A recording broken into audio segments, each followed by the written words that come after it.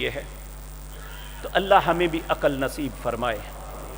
تو میرے عزیز بھائیوں، سب سے پہلا قرآن کا حق یہ ہے کہ ہم اسے اللہ کی کلام تصور کریں اور اس پہ ایمان رکھیں۔ اللہ رب العزت سورۃ بقرہ اس کی پہلی آیات جو 5 ہے ان میں اللہ کیا کہہ رہے ہیں؟ الف لام میم ذالک الکتاب لا ریب فیہ ھدی للمتقین الذین یؤمنون بالغیب ویقیمون الصلاة ومما رزقناہم ینفقون والذین یؤمنون بما انزل الیک وما انزل من قبلک وبالآخرۃ ہم یوقنون اولئک علی ھدی من ربہم واولئک ہم المفلحون۔ اللہ فرماتے ہیں ذالک الکتاب، یہ کتاب ایسی ہے لا ریب فیہ، اس میں شک نہیں، ھدی للمتقین، جس کے دل میں خوف خدا ہوگا یہ ہدایت اسے دے گی۔ جس کے دل میں خوف خدا نہیں، وہ ممبر پہ کھڑے ہونے والا عالم دین کیوں نہیں، یہ اسے ہدایت نہیں دیتی۔ ھدی للمتقین الذین یؤمنون بالغیب، کون ہے فلاح پانے والے؟ جو غیب پہ ایمان رکھتے ہیں، جنت نہیں دیکھی، اللہ کی ذات کو نہیں دیکھا، جہنم کو نہیں دیکھا، قرآن کو اترتے ہوئے نہیں دیکھا، لیکن ہمیں یقین ہے کہ بتانے والے سچے تھے جناب محمد الرسول اللہ صلی اللہ علیہ وسلم۔ الذین یؤمنون بالغیب ویقیمون الصلاۃ، نماز کو قائم کرتے ہیں، ویؤتون الزکاۃ، زکوٰۃ کو دیتے ہیں، ومما رزقناہم ینفقون، جو اللہ نے رزق دیا ہے اس میں سے خرچ کرتے ہیں۔ پھر فرمایا والذین یؤمنون بما انزل الیک، وہ جو ایمان رکھتے ہیں جو اللہ نے محمد الرسول اللہ پہ نازل کیا، وما انزل من قبلک، اور آپ سے پہلے جو نازل ہوا، وبالآخرۃ ہم یوقنون، آخرت پہ یقین رکھتے ہیں۔ اللہ فرماتے ہیں اولئک علی ھدی من ربہم واولئک ہم المفلحون، یہی ہدایت یافتہ ہیں اور یہی فلاح پانے والے ہیں۔ اللہ ہمیں بھی اسی رستے پہ چلا دے۔ ایک جگہ اللہ رب العزت نے نبی کریم کا نام لے کے کہا والذین آمنوا بما نزل علی محمد وہو الحق من ربہم، لوگوں جو اللہ نے محمد الرسول اللہ پہ نازل کیا صرف وہ حق ہے، کسی مولوی پیر امام کی بات حق نہیں ہے۔ حق کیا ہے؟ وآمنوا بما نزل علی محمد وہو الحق من ربہم، جو تیرے رب کی طرف سے جناب محمد الرسول اللہ پہ نازل ہوا حقیقتاً وہی حق ہے۔ اور کیا نازل ہوا؟ وہ اللہ کی یہ کلام قرآن کریم ہے۔ تو اللہ رب العزت ہمیں اس پہ ایمان کی توفیق عطا فرمائے۔ اور ایمان کے متعلق بارہا مرتبہ عرض کر چکا، ایمان تب تک نہیں تسلیم ہوتا جب تک اقرار باللسان و تصدیق بالقلب و عمل بالجوارح، زبان سے جس بات کا اقرار کرتا ہے دل اس کو سچا جانتا ہے، انسان عمل کر کے دکھاتا ہے کہ جس بات کا اقرار کرتا ہوں اس کے مطابق عمل بھی کرتا ہوں۔ اللہ ہم سب کو عمل کرنے والا بنائے۔ دوسرا قرآن کا حق وہ ہے قرآن کی تلاوت کرنا۔ اللہ رب العزت قرآن کریم سورۃ فاطر میں فرماتے ہیں ان الذین یتلون کتاب اللہ واقاموا الصلاۃ وانفقوا مما رزقناہم سرا وعلانیۃ یرجون تجارۃ لن تبور، جو لوگ یہ 4 کام کرتے ہیں، پہلا کام اللہ کی کتاب کی تلاوت کرتے ہیں، واقاموا الصلاۃ نماز ادا کرتے ہیں، وانفقوا مما رزقناہم اور جو اللہ نے رزق دیا ہے اس میں سے خرچ کرتے ہیں، سرا وعلانیہ چھپ کے بھی کرتے ہیں، اعلانیہ بھی کرتے ہیں۔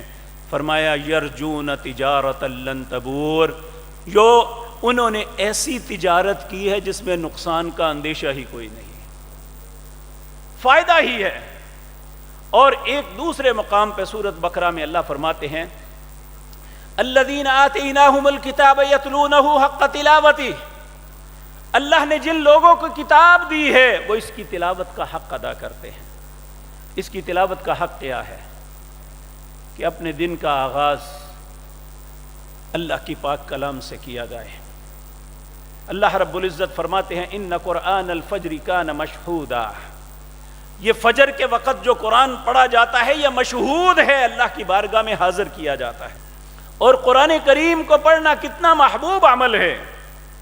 نبی کریم صلی اللہ علیہ وسلم نے فرمایا الماہر بالقرآن مع السفرۃ الکرام البررہ، قرآن کو مہارت کے ساتھ پڑھنے والا، جو اس کی الفاظ کی ادائیگی صحیح طریقے سے کرتا ہے، جو اچھے خوش الحانی سے غنا سے پڑھتا ہے، ترنم سے پڑھتا ہے۔ نبی کریم نے فرمایا جو قرآن کو اچھی کلمات اچھے انداز میں نہیں پڑھتا وہ میرا امتی نہیں ہے۔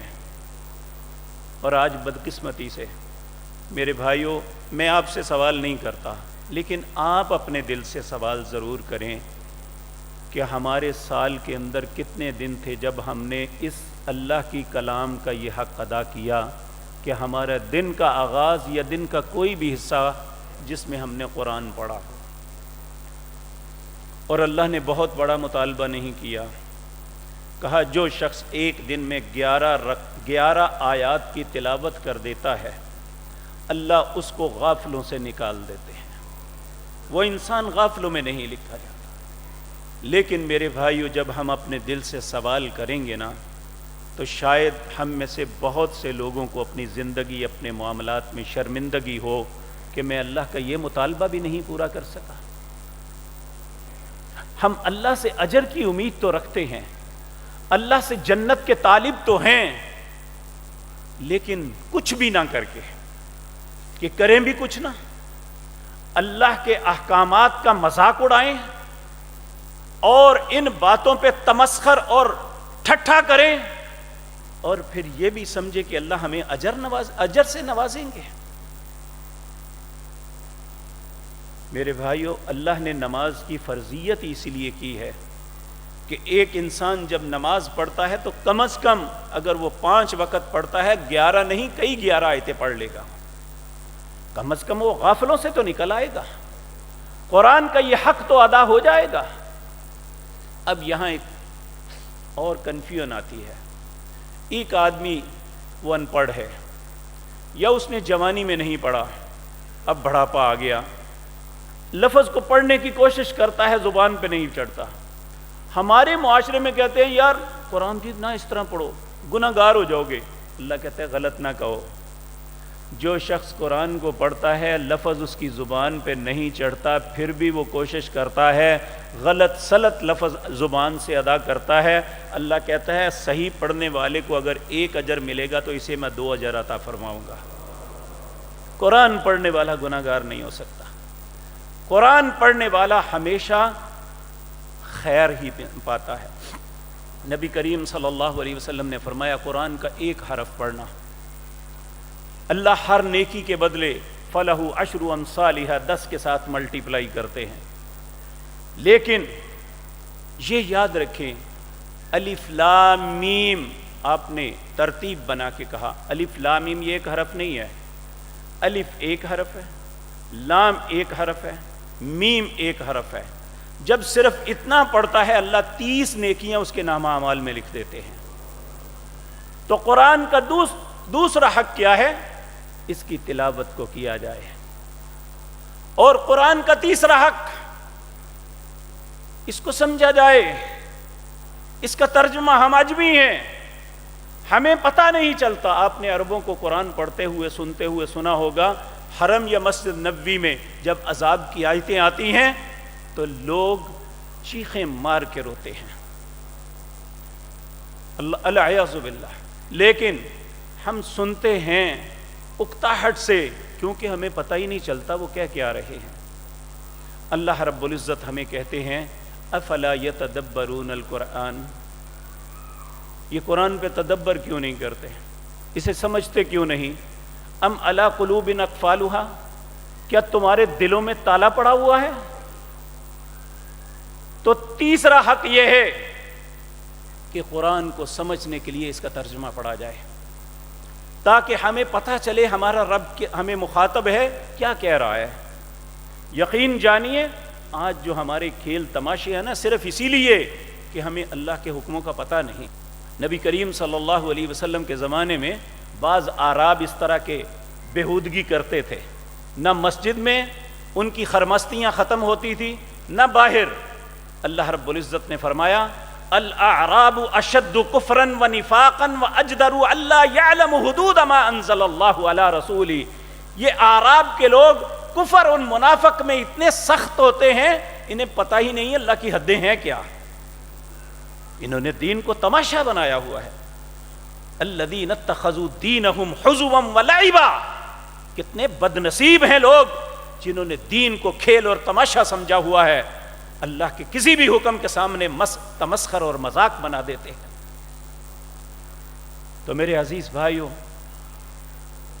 پانچواں قرآن کا حق ہم پہ یہ ہے کہ ہم سوچیں، اللہ کے احکامات جب سمجھ آ جائیں پھر اس پہ غور و فکر کریں.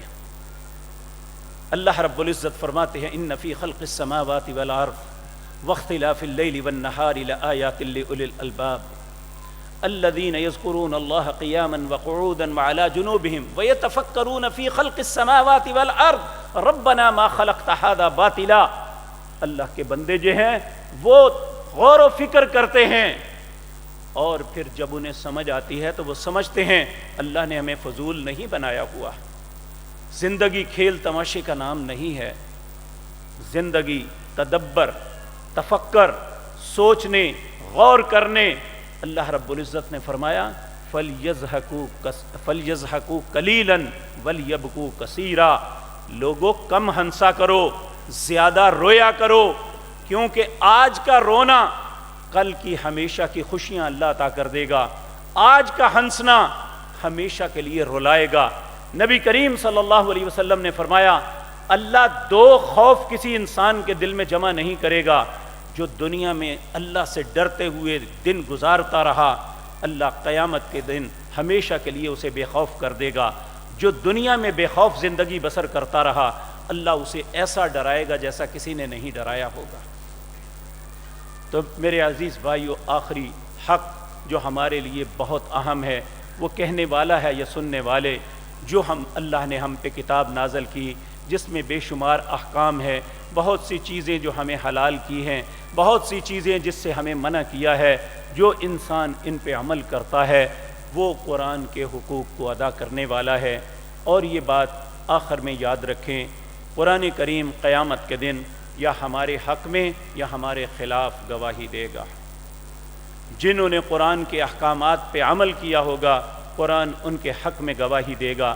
اللہ کے بارگاہ میں جس طرح وکیل عدالت میں اپنے موکل کے متعلق لڑتا ہے، قرآن اللہ کی بارگاہ میں جھگڑا کرے گا. اے اللہ یہ تیرا بندہ، اس نے مجھے پڑھا، اس نے مجھے سمجھا، اس نے مجھ پہ تدبر کیا، اللہ اس نے مجھ پہ عمل کیا، آج اس کی غلطیوں پہ اسے سزا نہ دینا. اے اللہ میں اسے جنت میں ساتھ لے کے جاؤں گا. اللہ ہمیں قرآن پہ عمل کرنے والا بنا دے. اور بعض لوگوں کے متعلق قرآن کہے گا اے اللہ یہ وہ لوگ ہیں جنہوں نے قرآن پیچھے پھینک دیا. یاد رکھیں ایک دن ایسا آئے گا وہ نبی جو رحمت للعالمین ہیں، جو ہمارے لیے شفاعت کرنے والے ہیں، ایک دن ہمارے خلاف بھی بول سکتے ہیں، جس کا تذکرہ 19ویں پارے کی پہلی آیات میں ہے. وقال الرسول یا رب ان قوم اتخذوا هذا القرآن مہجورا. اے اللہ یہ وہ قوم ہے جنہوں نے قرآن کو پیچھے پھینک دیا تھا. ہم نے قرآن کو کمر کرنے کو پیچھا سمجھ لیا، حالانکہ قرآن کا پیچھا یہ ہے کہ اس کے احکامات کو پس پشت ڈال دینا. نبی کریم صلی اللہ علیہ وسلم نے فرمایا قرب قیامت ایسا وقت آئے گا قرآن کے اوراق کا تو بڑا احترام کریں گے لوگ، لیکن اس کے احکامات کو کوئی اہمیت نہیں دیں گے. یہ آپ نے فرمایا ان من اشرار الناس، یہ میری امت کے بدترین لوگ ہیں. اللہ ہمیں ایسی خباثت سے محفوظ رکھے. قرآن کے حقوق کو سمجھنے اور ان کو ادا کرنے کی ہمیں توفیق عطا فرمائے. اقول قولی ھذا واستغفر